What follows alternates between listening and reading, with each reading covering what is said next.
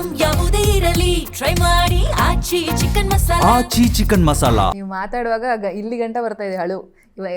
ಅಷ್ಟು ಅದು ಗೊತ್ತಾಗ್ತಿದೆ ನಿಮ್ಮ ಮಾತುಗಳಲ್ಲಿ.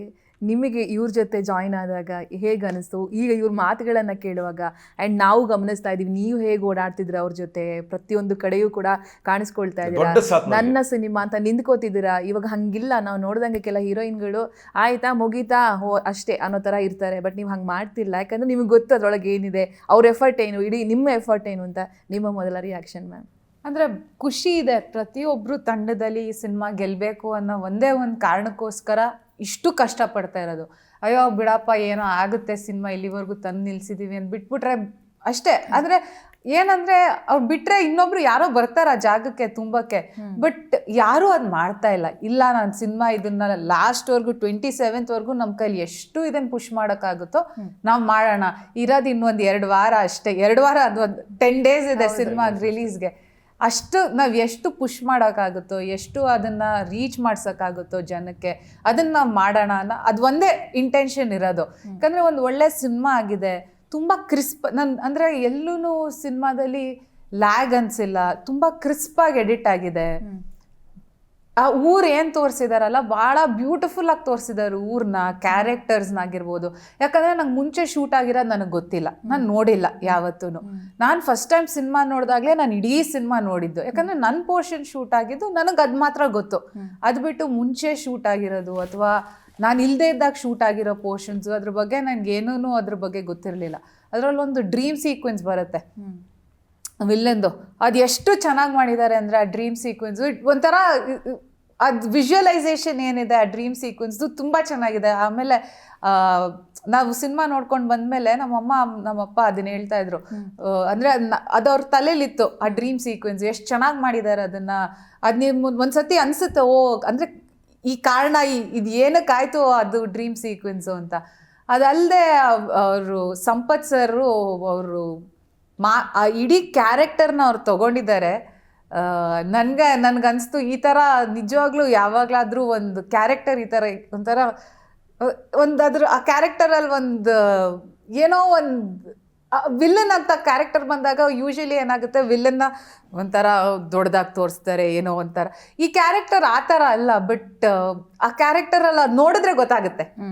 ಒಂಥರ ಬ್ಯೂಟಿಫುಲ್ ಆಗಿದೆ ಆ ವಿಲ್ಲನ್ ಕ್ಯಾರೆಕ್ಟರ್. ಮಾತಾಡೋ ರೀತಿ ಆಗಿರ್ಬೋದು, ಅವ್ರು ಅದನ್ನು ತಗೊಂಡಿರೋ ರೀತಿ ಆಗಿರ್ಬೋದು, ಎಷ್ಟು ಚೆನ್ನಾಗಿ ಮಾಡಿದ್ದಾರೆ ಅಂದರೆ ಆ ಕ್ಯಾರೆಕ್ಟರ್ನ ತುಂಬ ಚೆನ್ನಾಗಿದೆ. ಆ್ಯಂಡ್ ಅಶೋಕ ಅನ್ನೋ ಪಾತ್ರ ಎಷ್ಟು ಚೆನ್ನಾಗೆ ಊರವ್ರ ಜೊತೆ ಆಗಿರ್ಬೋದು, ಮಿಂಗಲ್ ಆಗೋ ರೀತಿ ಆಗಿರ್ಬೋದು, ಆಮೇಲೆ ಕೆಲ್ಸದ ಮೇಲಿರೋ ಭಕ್ತಿ ಆಗಿರ್ಬೋದು. ಏನಕ್ಕೆ ಅಶೋಕ ಅನ್ನೋ ಪಾತ್ರಕ್ಕೆ ಅದು ಅಷ್ಟು important. B Suresh sir character, ಎಲ್ಲರೂ ಪಾತ್ರನೂ ಎಷ್ಟು ನೀಟಾಗಿ ಬರೆದಿದ್ದಾರೆ ಅಂದರೆ ನಾನು ಅಂದರೆ ಸಿನಿಮಾ ನೋಡಬೇಕಾದ್ರೆ ನೋಟಿಸ್ ಮಾಡ್ತಾ ಹೋಗಿದ್ದು, ಎಷ್ಟೊಂದು ಜನ ಸಪೋರ್ಟಿಂಗ್ ಕ್ಯಾರೆಕ್ಟರ್ಸ್ ಇದ್ದಾರೆ ಸಿನಿಮಾದಲ್ಲಿ.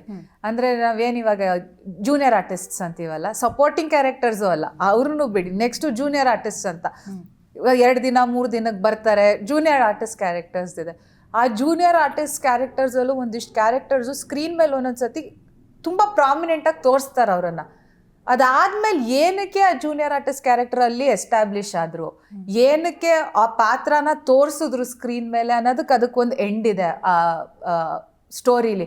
ನನಗೆ ಅದನ್ನ ನೋಟಿಸ್ ಮಾಡಿದಾಗ ಭಾಳ ಖುಷಿ ಆಯಿತು. ಇಲ್ಲ ಯಾರನ್ನೋ ಕರ್ಕೊಂಡು ಬಂದು ಸುಮ್ಮನೆ ಇಲ್ಲಿ ಏನೋ ಮಾಡಬೇಕು ಅಂತ ತೋರಿಸಿಲ್ಲ, ಅಥವಾ ಸ್ಕ್ರೀನಲ್ಲಿ ಸ್ಪೇಸ್ ಫಿಲ್ ಮಾಡಬೇಕು ಅಂತ ಅವ್ರನ್ನ ಕರ್ಕೊಂಡು ಬಂದು ತೋರಿಸಿಲ್ಲ ಪಾತ್ರನ ಅಂತ. ರೈಟಿಂಗ್ ನೀಟಾಗಿದೆ, ಸ್ಕ್ರೀನ್ ಪ್ಲೇ ಚೆನ್ನಾಗಿದೆ, ಒಂದು ನೀಟ್ ಸ್ಟೋರಿ. ನನಗೆ ಅದು ತುಂಬ ಇಷ್ಟ ಆಯಿತು ಸಿನಿಮಾ ನೋಡಿದಾಗ. ಎಲ್ಲೂ ಸಿನಿಮಾದಲ್ಲಿ ಓವರ್ ಆಗೇನೋ ತೋರಿಸ್ಬೇಕು ಆ ಥರ ಏನೂ ಇಲ್ಲ. ಒಂದು ಊರಲ್ಲಿ ಒಂದು ನಡೆಯೋಂಥ ಒಂದು ಕತೆ, 2 ಊರು ನಾವು ಅಂದರೆ ಅಂಬಿಕಾ ಒಂದು ಊರು ಮತ್ತು ಅಶೋಕ ಅವ್ರ ಒಂದು ಊರು.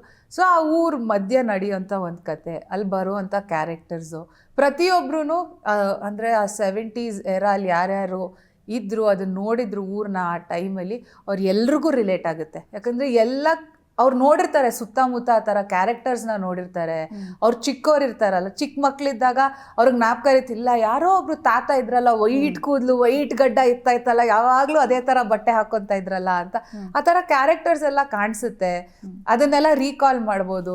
ಇವಾಗ ಎಲ್ರಿಗೂ ತೋರಿಸ್ಬೋದು, ನೋಡಿ ಊರು ಹಿಂಗೆ ಇರೋದು, ಮುಂಚೆ ಹಿಂಗೆ ರಂಗೋಲಿ ಬಿಡ್ತಾ ಇದ್ವಿ ಮನೆ ಮುಂದೆ, ಈ ಥರ ಎಲ್ರು ನೀರು ಹಾಕ್ತಾ ಇದ್ವಿ, ಸೆಗಣಿ ಸಾರಿಸ್ತಾ ಇದ್ರು, ಅದನ್ನೆಲ್ಲ ತೋರಿಸ್ತಾರೆ. ಮತ್ತೆ ಆ ಕಾಲದಲ್ಲಿ ಮದ್ವೆ ಅಂತ ಆದಾಗ ಊರೂರವರೇ ಸೇರ್ಕೊಳ್ಳೋರು ಮದ್ವೆ ಮಾಡಕ್ಕೆ, ಯಾರೋ ಆಚೆಯಿಂದ ಬಂದು ಊಟ ಮಾಡ್ತಾ ಇರ್ಲಿಲ್ಲ, ಆ ಥರ ಏನಿರ್ಲಿಲ್ಲ. ನಮ್ಮಮ್ಮ ಹೇಳಿದ್ರು, ಅಂದ್ರೆ ನಾವು ಅದು ಶೂಟ್ ಮಾಡ್ಬೇಕಾದ್ರೆ ಕಲ್ಯಾಣವೇ ಗೌರಿ, ಅಮ್ಮ ಹೇಳೋರು, ಹೌದು ಹಿಂಗೆ ಮಾಡ್ತಾ ಇದ್ದಿದ್ದು. ಹಿಂದೆ ಅದು ಎಲ್ಲಿ ಕೂರಿಸ್ತಾ ಇದ್ರಲ್ಲ ಹುಡ್ಗ ಹುಡ್ಗಿನ, ಅಲ್ಲಿ ಶಾಸ್ತ್ರ ಮಾಡ್ಬೇಕಾದ್ರೆ ಹಿಂಗ್ ಬರೆಯೋರು. ನನಗೆ ಜ್ಞಾಪಕ ಇದೆ, ನಾನು ಚಿಕ್ಕವಳಿದ್ದಾಗ ನಾನು ಊರಲ್ಲಿ ಮದ್ವೆ ಹೋಗ್ಬೇಕಾದ್ರೆ ಈ ತರ ಡ್ರಾಯಿಂಗ್ ಎಲ್ಲ ಮಾಡೋರು ಮನೇಲಿ. ಯಾಕಂದ್ರೆ ಮದ್ವೆ ಮನೆ ಅಂತ ತೋರಿಸ್ಬೇಕಿತ್ತಲ್ಲ, ಸುಣ್ಣ ಹಾಕಿ ಫಸ್ಟ್ ಕ್ಲೀನ್ ಹಾಕಿ ಕಲರ್ಗಳು ತಗೊಂಡ್ ಬಂದು ಫಿಲ್ ಮಾಡೋರು. ಆ ಥರ ಹೆಸರು ಅಷ್ಟೇ, ಬರಿಬೇಕಾದ್ರೆ ಯಾರ್ಯಾರ್ದು ಮದುವೆ ಆಗ್ತಾ ಇದೆಯಲ್ಲ ಆ ಹೆಸರು ಅದೇ ರೀತಿ ಬರ್ದಿದ್ದಾರೆ. ಕಲ್ಯಾಣವೇ ಗೌರಿ ಸಾಂಗ್ ಅಲ್ಲಿ ಅದೆಲ್ಲ ಇದೆ.